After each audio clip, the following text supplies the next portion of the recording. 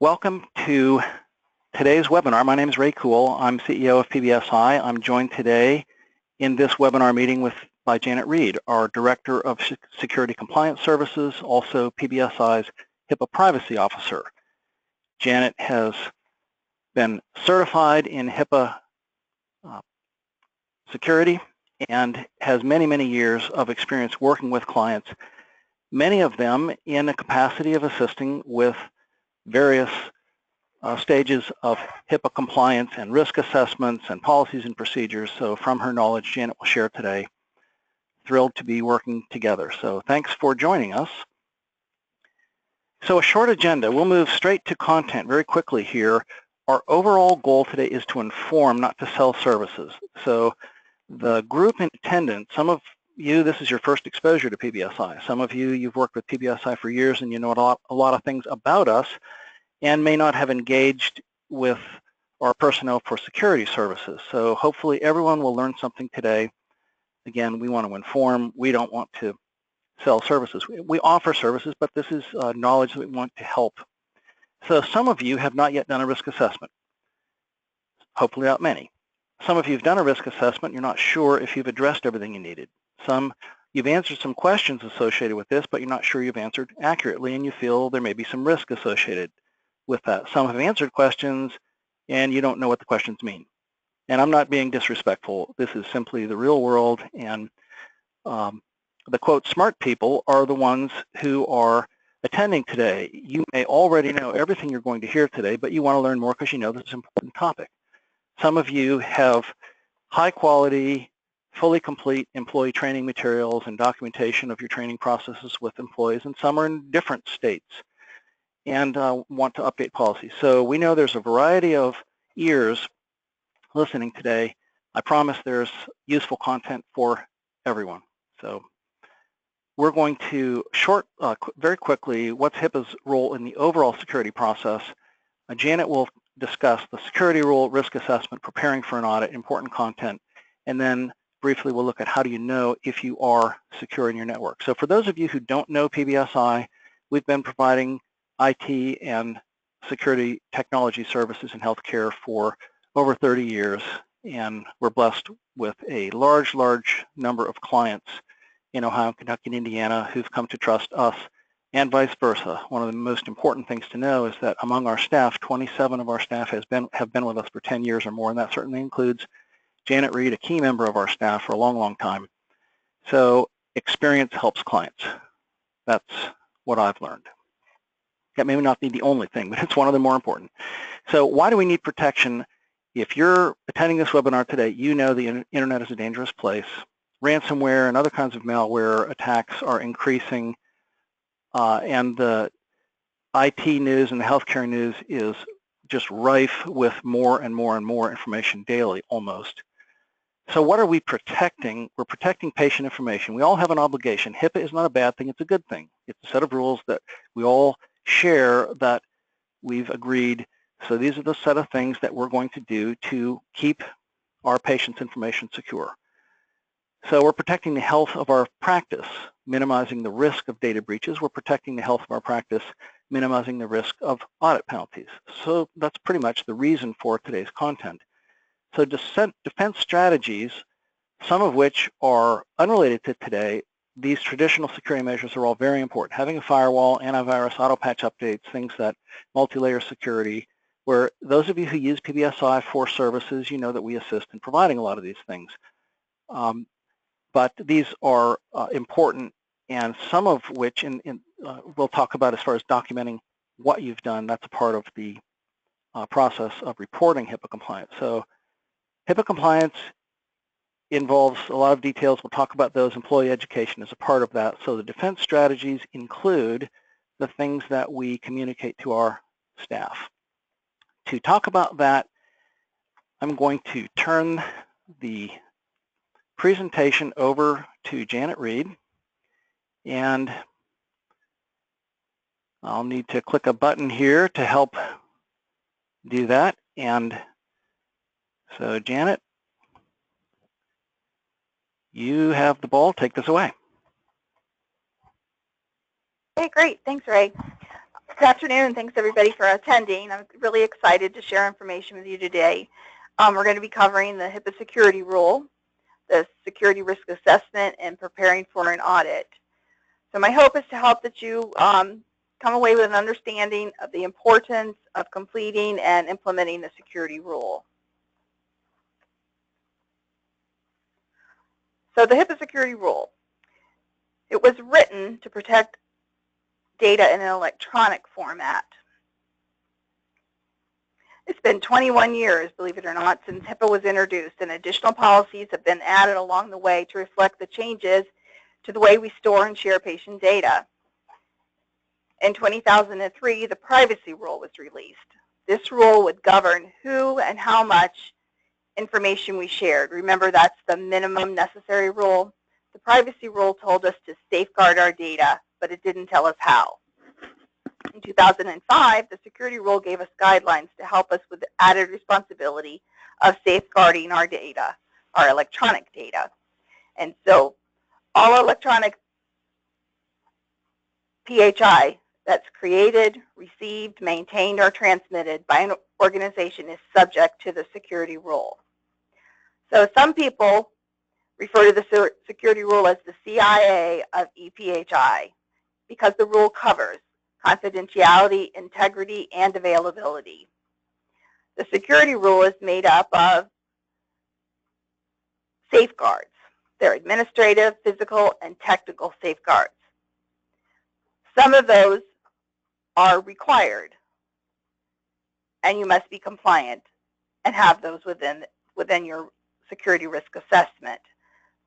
Other rules are addressable. The required specifications mean that you have to have those implemented and a stated policy for them.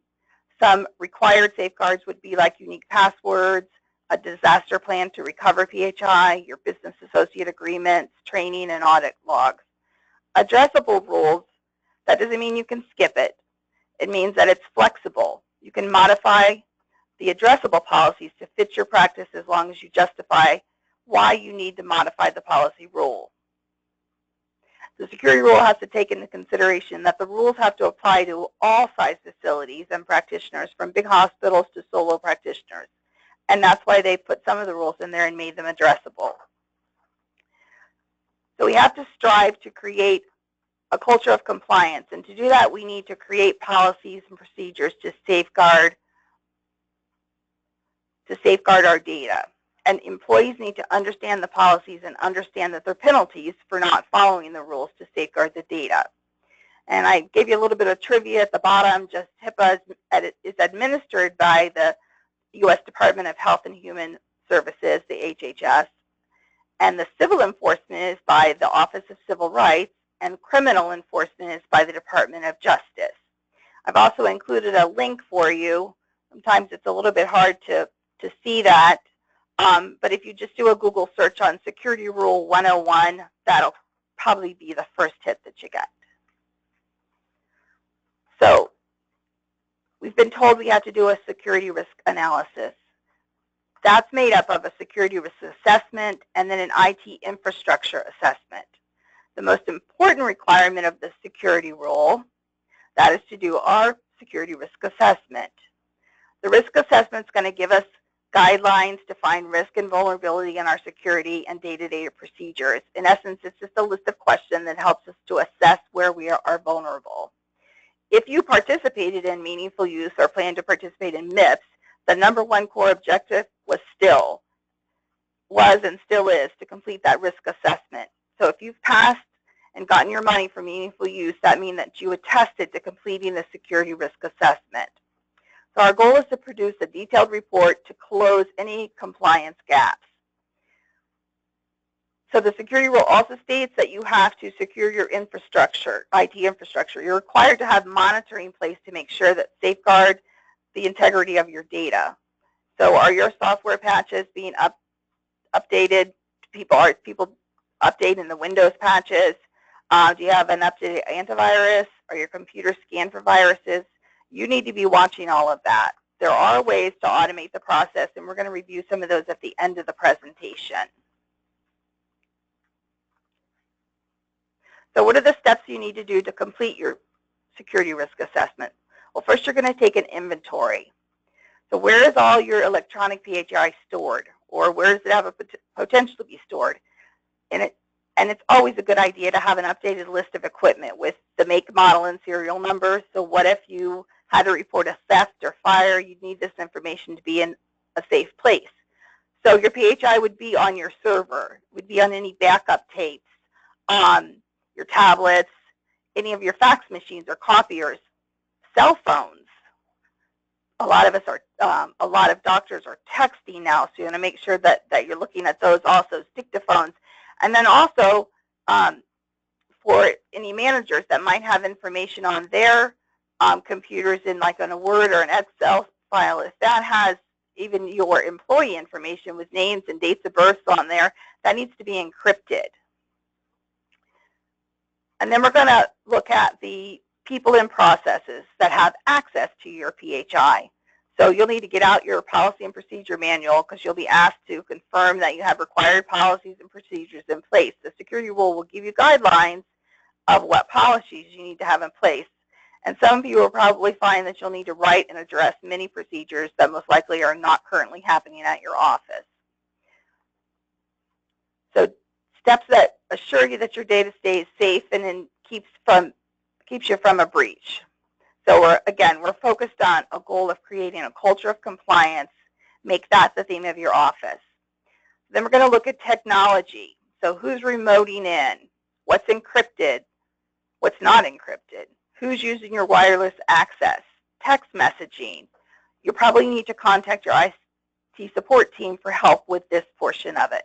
And then after you've done your research and gathered the necessary information, you'll need to document, train, and implement the policies. So what's the best plan for you? So you could try it yourself. There's lots of downloadable tools. There's not a given format or a tool that's required to be used for the security risk assessment, but there are many out there. So what is required is that you address all the safeguards set for the security rule. If you're going to do it yourself, you'll definitely need to engage your IT company because there will be questions that you will not be able to answer. You'll need to do your own research and understand the questions so you give the right answer. And then after that, you need to document and train your employees. So maybe you've started your security risk assessment, but you're not quite sure if it has everything in it. So maybe you need to just add some expertise, add some outside help. So what I wanted to do now is just show you some of the tools that we use here at PBSI. So one of the things that we do is the Security Risk Assessment Questionnaire. So I'm just going to go out to that now. So we've actually modified this so that it will print correctly and that it will go through and have a little bit more questions that will make it a little bit easier to follow. But if we were doing this for you, we would complete everything for you after doing the research there at your practice. So you can see that it just has, and you can download this tool also yourself. It goes through an introduction, how to complete the forms, a little bit of guidance on it, and then starts with what we just talked about, your inventory, some screening questions, and even on the screening questions, you'll see that there are answers that you can pick from.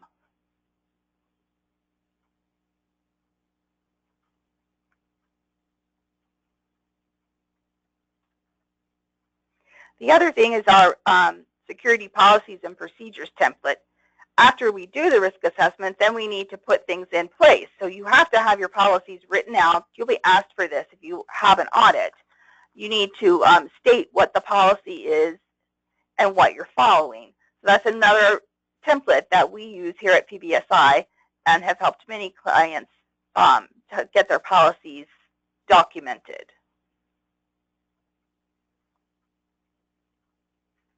So the benefits of getting professional help is to get a fresh set of eyes and save some time. It's a big undertaking. And reduce your risk and your fear of auditors and any fines.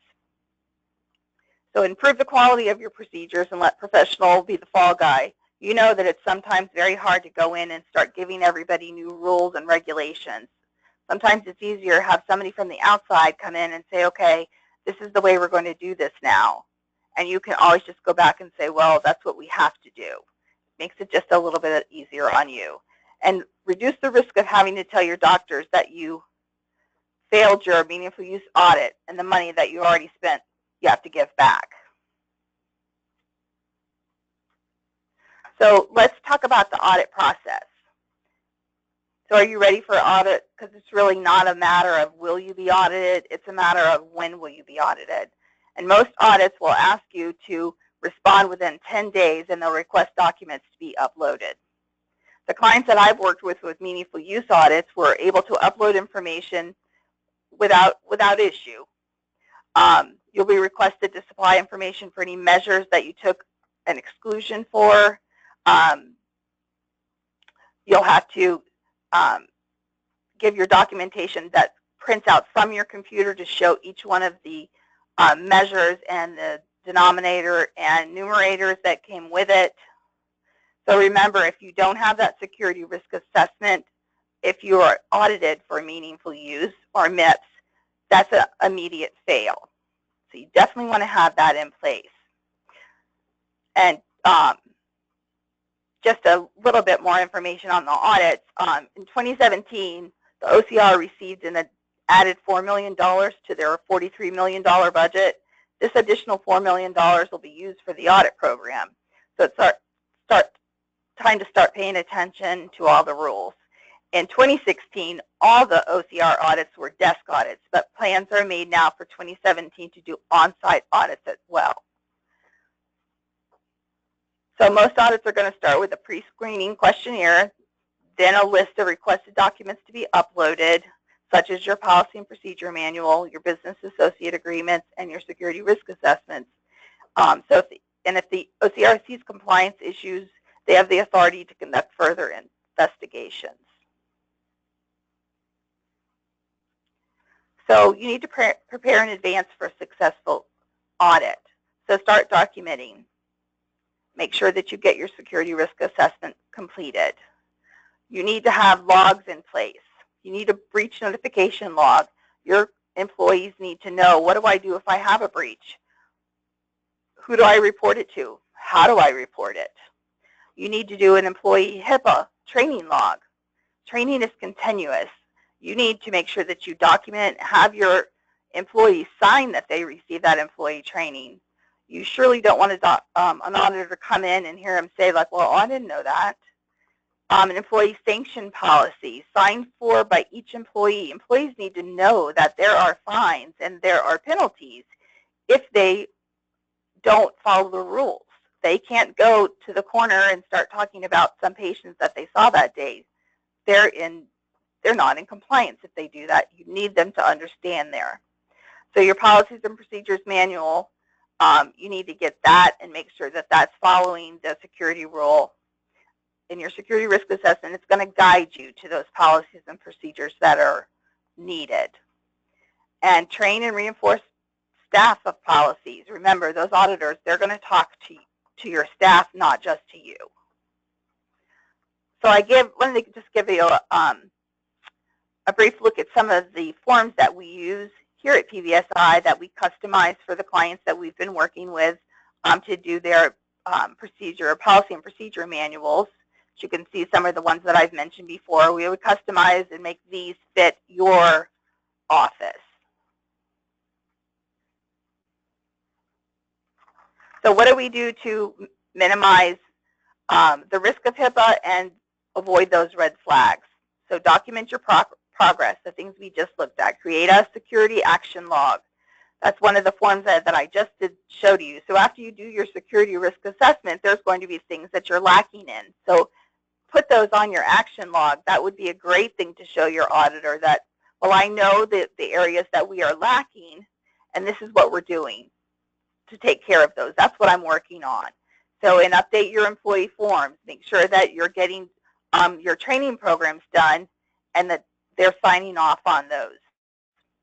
And the breach log, we just talked about that just a minute ago, but make sure that that's in place and that they're making entries in there. They can handwrite on there. That's fine.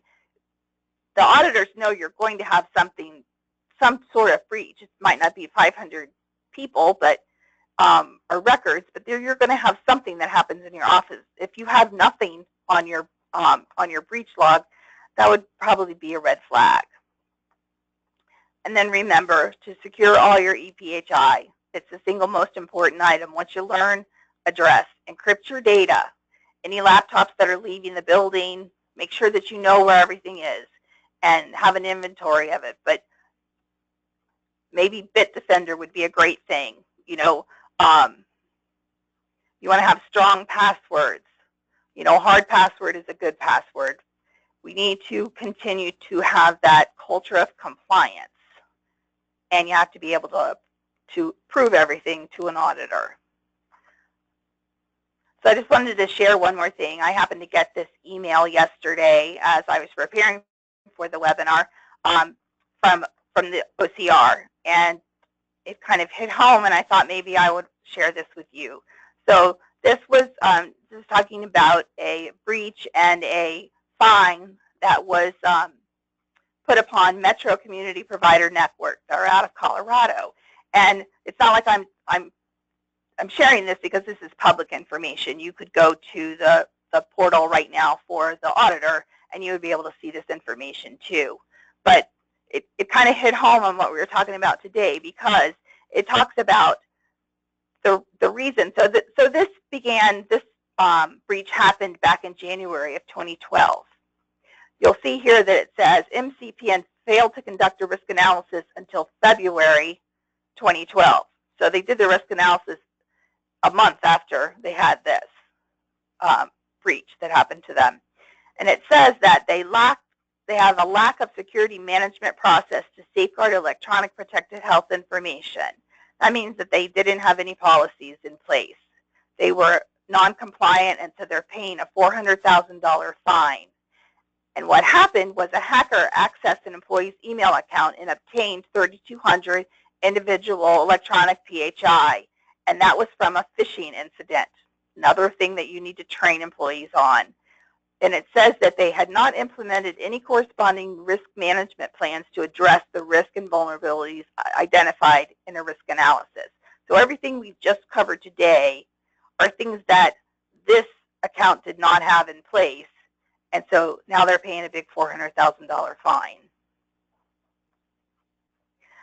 So I actually went on the portal yesterday, and remember, there's a wall of shame. So anytime you have a breach that affects 500 or more individuals, you as a covered entity must notify the secretary no later than 60 days following the breach, and they'll post that breach on the portal. So you can go there right now to the OCR portal and see who's had a breach and what it was from. But I just thought it was interesting to kind of talk to you and show you the types of breaches that were out here. So for instance, like this was hacking, and the location was on the server. This was theft of a desktop computer or laptop. Unauthorized access, and this was paper and films. Here's another with email. So it's kind of interesting, and you can see it goes from all the way from, this is just 600 to larger ones. But anytime you have a breach of 500 or more individuals, they're going to put you on here. And you know, with MIPS coming out and everybody being scored, you really don't want to be on the wall of shame. So minimize the risk of HIPAA security audit penalties. So what's your HIPAA auditor going to want to know? That you understand HIPAA, that your entire staff understands the HIPAA and the HIPAA requirements, and that the behavior in your office reflects that understanding. That you've secured your electronic PHI and actively working on a plan and making regular progress. Evidence to show that your words are matched by your history. And that really didn't start when the auditor called you. So can you document your progress with no verbal communication? You need documented logs to show compliance. So I want to thank you for listening today. My goal was not to frighten you, but to help you. We'll have time for some questions later. I'd love to talk to you, and happy to hear from many of you to help you with your risk assessment, your policy and procedures manuals, practice forms, and HIPAA training. So I'm going to turn this back over to Ray, and he's going to continue and give us a little bit more information. Great. Janet, thank you very much. Your knowledge shows through every day in your work at PBSI, and thanks for your helpful information today. So I want to summarize costs. Before I do that, I want to look at, so we've talked about how can we make sure that we've documented the status of our security. And we filled out our HIPAA risk assessments, and we've completed our logs. So another question, which is very relevant, is how certain are we that we in fact are secure? Is the information we've put in these answers and in these logs, is it accurate? And for most of us, that's a really hard thing to know. I know at PBSI, so we're a security company. I'm a, quote, security professional. I sit at my desk, and outside of the monitoring dashboard that's in place for PBSI and for lots of our customers, I have no way of knowing personally what the answer to that question is. So I'm going to just quickly display a tool, which for many of you who are PBSI clients, this tool is already being used for you, or at least parts of it are. And again, the goal here is not to sell this service. Yes, this service is available for monitoring security at client sites, but regardless of whether it's PBSI or somebody else or some other tool, the goal here is to talk about how can you monitor your network to make sure that whatever's stored electronically is accessible and it's safe. So what you're seeing displayed on this screen, I'll be brief with this, but this is a dashboard seen by PBSI technicians. So throughout the day, every PBSI customer has a monitoring agent installed on, I shouldn't say every, those who engage us for this service, which is many, many clients, thank you very much. Each of those devices, PCs and servers, have a monitoring agent installed, which automatically report every 15 minutes or half hour or 1 hour, automatically report to a secure network site. And what they report is the status of a whole bunch of different things. So what you're seeing on the screen, in the left-hand column here, this is a list of clients, and so they're ranked on this screen in terms of those that might have an ongoing issue and some that might not. So I have selected just PBSI, so the only actual problems you're seeing are those that might be at PBSI. So the technicians are looking at servers, workstations, mobile devices, and all network devices. And so what's going on here is, so we're only seeing servers at PBSI, and yes, we have a number of different servers for different purposes, and they all need to be secured. We are a business associate to all of our clients, and so are obligated on your behalf, as well as for our own sake, to maintain protection. So on the left or the center of the screen, I'm going to say this top side of the screen I'm going to call the north panel, and the bottom of the screen I'm going to call the south panel. What happens is, on the north panel, if I pick a device, the status of that device appears in the south panel. And generally what technicians are looking for is red, yellow, green. Green, of course, everything's fine. Yellow, it might or might not be fine, so there may be a performance issue on this server. I'm not going to dig into that now, but the idea is that the most important devices need attention. So theoretically, the most problematic server at PBSI would be automatically be on the top of the list here, and any ongoing issues would be displayed when I click on that server. So much more frequently at issue than servers are workstations. So I'm going to workstations at PBSI, and I had this looking just for certain workstations named arrays. And I'm going to look at all the workstations and see right now the dashboard thinks the most problematic workstation at PBSI is the front desk. So if I click on that, it will show me that there's been no deep scan in over 20 days. Okay, well that's a red X. That tells me what's the reason. I mean, if we're not, so the antivirus is up to date. The other things being monitored here, I can see that antivirus service is running. All these other things are running successfully. None of these are reported, but here is something that needs attention. So by having monitoring in place, what you know is that antivirus is in effect. I'm going to go to my own PC here just a moment, and I'll be very brief, so I won't spend much time here. I just want to identify why might you want monitoring in place. So this is the desktop on that I'm sitting in front of right now as I'm speaking to you. And so I've selected that PC. Down at the bottom, I can see the status of the things on my particular PC. These things that can be seen on the dashboard, I have no way of seeing these from my own PC. If we didn't have a dashboard, I wouldn't know that the agent is running and how much free disk space I had and whether my task scheduler was what events have happened in the past. I wouldn't know any of those things. I wouldn't know the history of my antivirus, but you can see here when you look at my antivirus history, you'd think, well, Ray's a security professional, quote, and he never clicks on the wrong thing, he never makes mistakes. Well, the fact is, it's virtually impossible for that to be true of any of us. So on April 8th, something happened. How did I do that? I have no idea. But the antivirus took care of it. It deleted it. Same thing here, same thing here. These are all been dealt with, but it's a history of any virus activity. The dashboard knows the status of all patches. So here's a security patch that failed to install and one that's waiting to install. So these are things that the technicians at the dashboard know, and so a technician might say, well, let's reprocess that one, and now there are 2 that are pending. So those are things that happen automatically, but a technician may be will be alerted to those things so that they can look at it and take care of it on my behalf. So Ray doesn't have to pay attention. So the system knows what assets, what hardware, what software is installed on my PC. So if I'm an employee where there are a lot of games installed that are making my computer slow, the dashboard would see that, and things can be monitored and taken care of on your behalf. The whole point of this is so that you don't have to.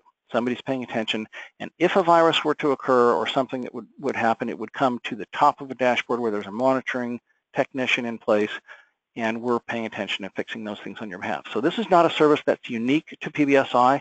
The category of services in the marketplace is called managed services. We do this in a way that's much more cost effective than the typical vendor. We charge between $2 or $4 or $6 a month per PC, depending on what sub-services are engaged, where it's not unusual for vendors to charge $10 and $15 and $20 per month per PC. So we're not trying to be the least expensive. We simply have a tool that allows us to do this cost effectively, works really well. So regardless of whether it's PBSI doing the monitoring or the monitoring is done by somebody else, it's a really good idea to have this kind of a thing in place because it is not expensive. One other thing I'm going to do is I'm going to look on my PC at a product that we have installed at PBSI, and many of you listening, we have installed this for you, and many we have not. This is called Data Breach Risk Intelligence Scan, and I'm going to look at the status of the risk intelligence scan that was run on my PC. And this is something, again, there's a reporting process. The idea here is, where is your unprotected PHI in your network? As we see clients do risk assessments, and Janet will attest to this, using that word differently than the capital A, that one of the most difficult things for anybody to do, if you've done a risk assessment, you know this, is the question comes up, where are you storing PHI? And the fact is you're guessing, well, I think there might be some on the transcriptionist PC or the office manager, maybe some of the doctors, but pretty much don't think it's anyplace else, but how do you know? So what this has done, we have this scan running at PCs and servers at PBSI, and so the most recent scan, which was last night, found there was $603 worth of protected information on my PC. So I keep some of this here for demonstration purposes. So I can scroll, and this is something, again, a technician would do. You would not be doing this for your own PC unless you really wanted to. You can. This shows that there are 2 culprits on my PC. In my documents directory, there's a file called sample file with dummy SS numbers, and it has what appears to be a date of birth issue, and there's another document here that has 2 dates of birth stored in it. If you see the location, this is stored in my documents directory, but it also will find this, this one it found in my OneDrive. The top one it found in my documents directory, but so I'm connected to a OneDrive. There's a document in a subfolder there that is for my son and granddaughter, and those truly are. I do have that information there, and it probably isn't most secure, but I use it for demonstration. It finds, when you run a scan like this, it finds data in recycle bins, archived Outlook files, files that are there because somebody else used to use this computer. So in our case, our office manager's PC used to be used by our former office manager, and so the new username was set up, but the old files still sit there. And we found, when we first ran this scan, something from several years ago in the undeleted mail folder in the archived PST file, which is an Outlook file of our former office manager. No one would ever have found that, but an electronic tool found it, and the point is, if an electronic tool can find it, maybe a hacker's electronic tool can find it. So where do you have unprotected? So unprotected, the definition is unencrypted. So you want to know where your data is.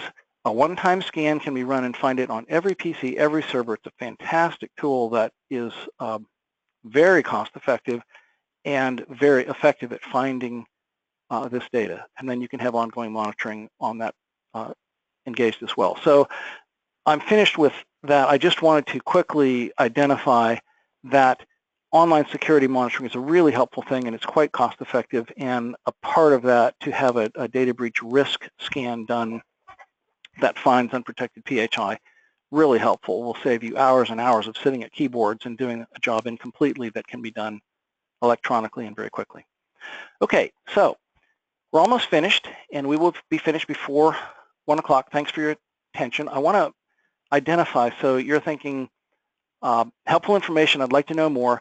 So there are things that we'll do, of course, at no charge. You want to know how to find the templates that are available in the Common Universe, the NIST and other templates. Call us, email, ask questions. We're happy to point you to those things. No issue. The first step for many of you will be, well, I think I may want to engage some help, but I don't know.